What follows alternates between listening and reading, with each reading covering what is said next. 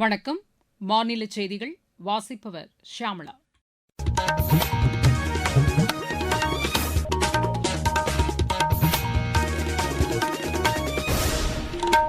தலைப்புச் செய்திகள். தமிழகத்தின் பழங்கால கலைப்பொருட்கள் ஆஸ்திரேலியாவிலிருந்து மீட்கப்பட்டுள்ளது மகிழ்ச்சி அளிப்பதாக உள்ளது என்று குடியரசு துணைத் தலைவர் திரு சி.பி. ராதாகிருஷ்ணன் கூறியுள்ளார்.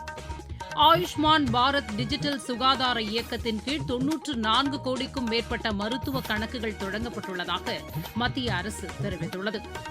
கரூர் கூட்ட நெரிசலில் சிக்கி உயிரிழந்தவர்களின் குடும்பத்தினருக்கு அரசு பணிக்கான ஆணைகளை முதலமைச்சர் திரு விஜய் இன்று வழங்கினார்.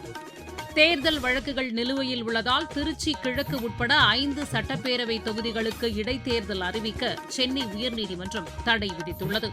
23 வயதுக்குட்பட்டோருக்கான ஆசிய தடகள சாம்பியன் போட்டியில் இந்தியா இன்று 2 வெண்கலப் பதக்கங்களை வென்றது. இனி விரிவான செய்திகள். தமிழகத்தின் பழங்கால கலைப்பொருட்கள் ஆஸ்திரேலியாவிலிருந்து மீட்கப்பட்டுள்ளது மகிழ்ச்சி அளிப்பதாக உள்ளது என்று குடியரசு துணைத் தலைவர் திரு சி.பி. ராதாகிருஷ்ணன் கூறியுள்ளார்.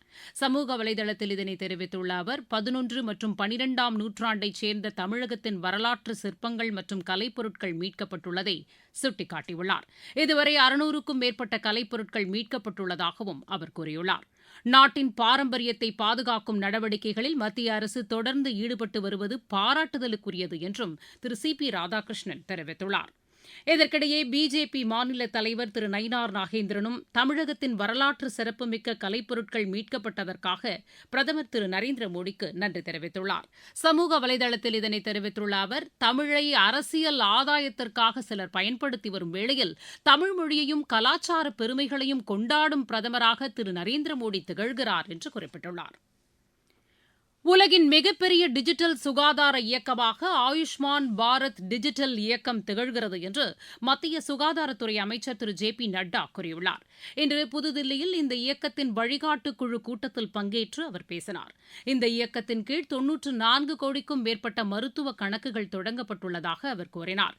இதில் 105 கோடி மருத்துவ ஆவணங்கள் இணைக்கப்பட்டுள்ளதாகவும் அவர் தெரிவித்தார். இந்த இயக்கத்தில் 5 லட்சத்திற்கும் மேற்பட்ட மருத்துவமனைகளும் 10 லட்சத்திற்கும் மேற்பட்ட சுகாதார பணியாளர்களும் பதிவு செய்துள்ளதாக திரு ஜே பி நட்டா கூறினார். கரூர் கூட்ட நெரிசலில் சிக்கி உயிரிழந்தவர்களின் குடும்பத்தினருக்கு அரசு பணிக்கான ஆணைகளை முதலமைச்சர் திரு விஜய் இன்று வழங்கினார். கரூரில் நடைபெற்ற நிகழ்ச்சியில் 31 பேருக்கு அவர் நியமன ஆணைகளை வழங்கியதாக மாநில அரசின் செய்திக்குறிப்பு தெரிவிக்கிறது. பள்ளிக்கல்வி, வருவாய், சமூக நீதி உள்ளிட்ட பல்வேறு துறைகளில் இவர்களுக்கு பணி நியமன ஆணைகள் வழங்கப்பட்டுள்ளதாக அதில் குறிப்பிடப்பட்டுள்ளது. முதலமைச்சர் திரு விஜய் கரூரில் பேசிய நிகழ்ச்சி அரசு பள்ளிகளில் நேரடி ஒளிபரப்பு செய்யப்பட்டதாகவும் இது கண்டிக்கத்தக்கது என்றும் திமுக கூறியுள்ளது. சமூக வலைதளத்தில் இது தொடர்பாக அக்கட்சி வெளியிட்டுள்ள பதிவில், பள்ளி வளாகங்களில் அரசியலுக்கு இடமில்லை என்று பள்ளிக்கல்வித்துறை அமைச்சர் திரு ராஜ்மோகன் கூறியதை சுட்டிக்காட்டியுள்ளது. இருப்பினும் இதுபோன்ற சம்பவங்கள் தொடர்வது முறையல்ல என்றும், வகுப்பறைகளை சுய விளம்பர களங்களாக மாற்ற தாவேக அரசு முயற்சித்தால் மக்கள் உரிய பதிலடி கொடுப்பார்கள் என்றும் திமுக தெரிவித்துள்ளது. தமிழகத்தில் பெண்களுக்கு எதிரான குற்றங்கள் தொடர்ந்து அதிகரித்து வருவதாகவும், இதனை தடுப்பதற்கு உறுதியான நடவடிக்கைகளை தாவேக அரசு எடுக்க வேண்டும் என்றும் அஇஅதிமுக வலியுறுத்தியுள்ளது. இன்று சென்னையில் நடைபெற்ற அக்கட்சியின் இளைஞர் அணி நிர்வாகிகள் கூட்டத்தில் இதற்கான தீர்மானம் நிறைவேற்றப்பட்டது. தமிழகம் முழுவதும் தகுதியான நபர்கள் அரசு வழக்கறிஞர்களாக நியமிக்கப்படுவதை தாவேக அரசு உறுதி செய்ய வேண்டும் என்று மற்றொரு தீர்மானத்தில் கேட்டுக் கொள்ளப்பட்டுள்ளது. அரசு கல்லூரிகளில் காலியாக உள்ள முதல்வர் பணியிடங்களை விரைவாக பூர்த்தி செய்ய தாவேக அரசு நடவடிக்கை எடுக்க வேண்டும் என்று பாமக தலைவர் டாக்டர் அன்புமணி ராமதாஸ் வலியுறுத்தியுள்ளார். இது தொடர்பாக இன்று அவர் வெளியிட்டுள்ள அறிக்கையில் 125 கல்லூரிகளில் முதல்வர் பணியிடங்கள் காலியாக இருப்பதாக வெளியான செய்திகளை சுட்டிக்காட்டியுள்ளார். கல்லூரிகளின் வளர்ச்சிக்கு பாதிப்பை ஏற்படுத்தும் இத்தகைய சூழல் தொடர அனுமதிக்கக்கூடாது என்றும் டாக்டர் அன்புமணி ராமதாஸ் தாவேக அரசை கேட்டுக் கொண்டுள்ளார். நீங்கள் கேட்டுக்கொண்டிருப்பது மாநில செய்தி அறிக்கை.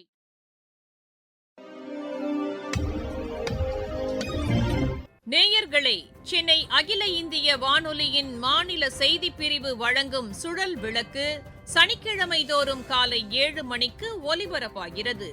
நடப்பு நிகழ்வுகளின் கட்டுரை வடிவிலான இந்த பகுதியில் நாளை இடம்பெறுகிறது பெட்ரோலில் 20% எத்தனால் கலக்கும் E20 திட்டம் குறித்த ஒரு பார்வை. பிரதான அலைவரிசையில் ஒலிபரப்பாக உள்ள இந்த நிகழ்ச்சியை கேட்க தவறாதீர்கள். தேர்தல் வழக்குகள் நிலுவையில் உள்ளதால் திருச்சி கிழக்கு, கரூர், விராலிமலை, பெருந்துறை மற்றும் அம்பாசமுத்திரம் தொகுதிகளுக்கு இடைத்தேர்தல் அறிவிக்க சென்னை உயர்நீதிமன்றம் தடை விதித்துள்ளது. இது தொடர்பான மனுவை விசாரணை செய்த தலைமை நீதிபதி திரு எஸ்.ஏ. தர்மாதிகாரி திரு அருள்முருகன் அமர்வு இன்று இதற்கான உத்தரவை பிறப்பித்தது. இம்மனு தொடர்பாக தேர்தல் ஆணையமும் முதலமைச்சர் திரு விஜயும் வரும் 30ஆம் தேதிக்குள் பதில் மனு தாக்கல் செய்ய வேண்டும் என்றும், அதுவரை இந்த தொகுதிகளில் இடைத்தேர்தலுக்கான அறிவிப்பை வெளியிடக்கூடாது என்றும் அந்த உத்தரவில் குறிப்பிடப்பட்டுள்ளது. தமிழகத்தில் பெண்கள் மற்றும் குழந்தைகளுக்கு எதிரான குற்றங்களை தடுப்பதற்கு உறுதியான நடவடிக்கை மேற்கொள்ளப்பட்டு வருவதாக காவல்துறை தெரிவித்துள்ளது. சிங்கப்பெண் அதிரடிப்படை மாநிலம் முழுவதும் பல்வேறு விழிப்புணர்வு நடவடிக்கைகளை மேற்கொண்டு வருவதாக காவல்துறையின் செய்திக்குறிப்பு தெரிவிக்கிறது. கடந்த 3ஆம் தேதி தொடங்கி நேற்று வரை 307 புகார்களுக்கு உடனுக்குடன் நடவடிக்கை எடுக்கப்பட்டுள்ளதாகவும் அதில் குறிப்பிடப்பட்டுள்ளது. இது தொடர்பாக 25 குற்ற வழக்குகள் பதிவு செய்யப்பட்டுள்ளதாகவும் அந்த செய்திக்குறிப்பில் தெரிவிக்கப்பட்டுள்ளது. கோவை மற்றும் நீலகிரி மாவட்டங்களுக்கு உட்பட்ட ஒரு சில பகுதிகளில் இன்று கனமழைக்கு வாய்ப்புள்ளதாக வானிலை ஆய்வு மையத்தின் தென்மண்டல இயக்குநர் டாக்டர் வி.ஆர். துரை தெரிவித்துள்ளார். எமது செய்தியாளரிடம் பேசுகையில் அவர் இவ்வாறு கூறினார். சுமார் 1 கிலோமீட்டர் உயரத்தில் ஒரு காற்றழுத்த தாழ்வு பாதை வட தமிழக கடலோர பகுதிகளை ஒட்டி நிலவுகிறது. மேலும் மற்றொரு காற்றழுத்த தாழ்வு பாதை சுமார் 1.5 கிலோமீட்டர் முதல் 3.1 கிலோமீட்டர் உயரத்தில் தெலுங்கானாவிலிருந்து மத்திய கிழக்கு அரபிக்கடல் வரை நிலவுகிறது. இதன் காரணமாக இன்று நீலகிரி மாவட்டம் மற்றும் கோயம்புத்தூர் மாவட்டத்தின் மலைப்பகுதிகளில் ஓரிரு இடங்களில் இடிமின்னல் மற்றும் பலத்த காற்றுடன் கூடிய கனமழை பெய்யக்கூடும். மேற்குத்தொடர்ச்சி மலை மாவட்டங்கள் ஈரோடு, சேலம், நாமக்கல், தருமபுரி, கிருஷ்ணகிரி, தெற்பத்தூர், திருவண்ணாமலை, கள்ளக்குறிச்சி, வேலூர், ராணிப்பேட்டை, காஞ்சிபுரம், திருவள்ளூர், சென்னை, செங்கல்பட்டு மற்றும் மயிலாடுதுறை மாவட்டங்களில் ஓரிரு இடங்களில் இடிமின்னலுடன் கூடிய மிதமான மழை பெய்யக்கூடும். மேலும் அடுத்த 3 நாட்களுக்கு மேற்குத்தொடர்ச்சி மலை பகுதிகளில் ஓரிரு இடங்களில் இடி மின்னல் மற்றும் பலத்த காற்றுடன் கூடிய லேசானது முதல் மிதமான மழை பெய்ய வாய்ப்புள்ளது. சென்னை மற்றும் அதன் புறநகர் பகுதிகளை பொறுத்தவரையில் இன்று வானம் ஓரளவு மேகமூட்டத்துடன் காணப்படும். நகரின் ஒரு சில பகுதிகளில் இடி மின்னலுடன் கூடிய லேசானது முதல் மிதமான மழை பெய்ய வாய்ப்புள்ளது. இதற்கிடையே திருவாரூர் மாவட்டம் மன்னார்குடியில் இன்று மாலை கனமழை பெய்ததாக எமது செய்தியாளர் தெரிவிக்கிறார். திருவாரூர் மாவட்டம் மன்னார்குடியில் மிக பலத்த மழை பெய்து வருகிறது. காலை முதல் கடும் வெயில் சுட்டெரித்து வந்த நிலையில் மாலை 4:30 மணிக்கு பிறகு பலத்த சூறாவளி காற்று வீச துவங்கியது. அதனைத் தொடர்ந்து மிக கனமழை நீடித்து வருகிறது. சாலைகள் ஆறுகளைப் போல காட்சியளிக்கிறது. மன்னார்குடியிலிருந்து ஆர். விஜயகுமார். மாவட்டச் செய்திகள்.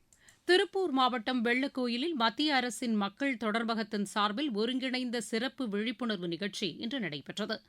திருவாரூர் மாவட்டத்தில் போதைப்பொருள் விழிப்புணர்வு பேரணியை ஆட்சியர் திரு மோகனச்சந்திரன் இன்று தொடங்கி வைத்தார்.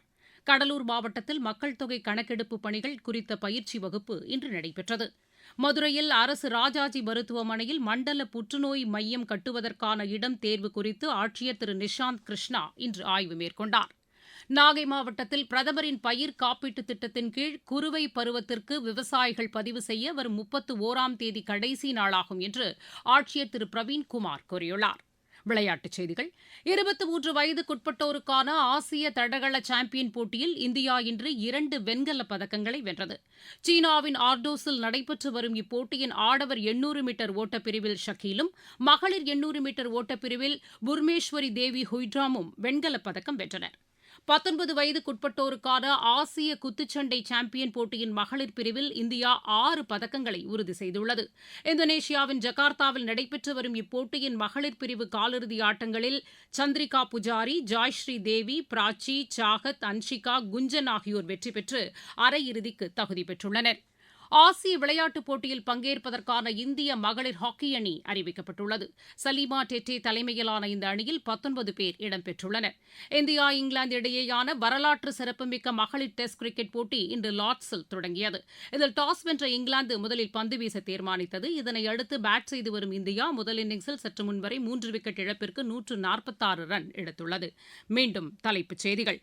தமிழகத்தின் பழங்கால கலைப்பொருட்கள் ஆஸ்திரேலியாவிலிருந்து மீட்கப்பட்டுள்ளது மகிழ்ச்சி அளிப்பதாக உள்ளது என்று குடியரசு துணைத் தலைவர் திரு சி.பி. ராதாகிருஷ்ணன் கூறியுள்ளார்.